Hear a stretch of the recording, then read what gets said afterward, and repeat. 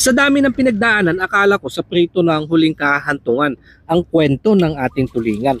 Hanggat may laman pa ako nakakabit sa aking mga tinik, kaya ko pang pasarapin ang lasa ng mga gulay-gulay, ang mayabang na sagot sa akin ni tulingan.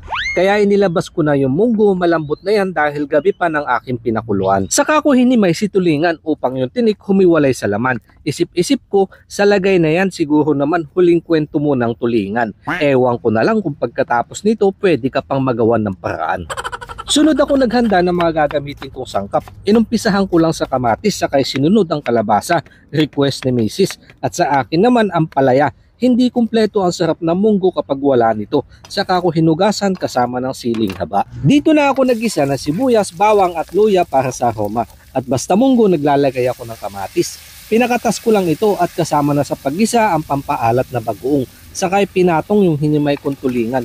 Hinalo-halo lang saglit at inilagay yung pinalambot kong munggo. Dahil pang bahay lang naman, naglagay lang ako ng sabaw na pantay sa laman. Pagkakulo, isinama ko na din yung mga nalinisan kong gulay-gulay. Pero kulang pa sa dahon, kaya pinutulan ko lang ng talbos. Ito ang balik ng mga alokbate na aking itinapon noon. Kaya hindi lahat ng tinapon wala ng pakinabang. Yung iba mas nagiging kapaki-pakinabang kapag binigyan ng second chance. Dito ko lang hinugasan at itinatong sa aking pinapakuluan. Kumpleto na ang munggo nang dahil sa kwento ni tulingan. Saka ko inayos ang aking lamesa at inilapit sa Diyos upang mabasbasan. At maraming salamat, Boss Omar Primo. Ito yung tulingan sa munggo. Ang huling kwento sa evolution ng tulingan. Hindi na po ako naglabas ng mga isda, saka sausawan. Dahil sa ulam na to, kumpleto na ho. Andyan na lahat yung ating mga kailangan.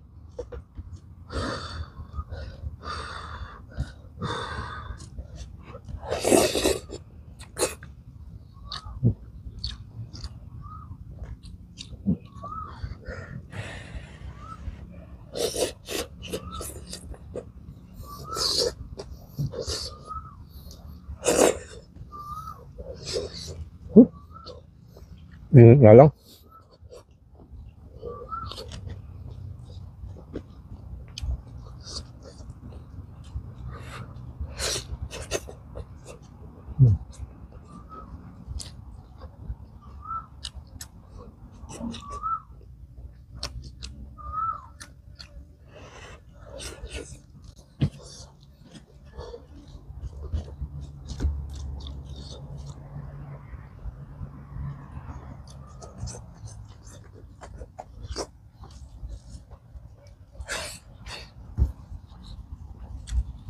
Nagdagdag na lang po pala ako ng sili. Para ko sakaling kulangin po ng anghang.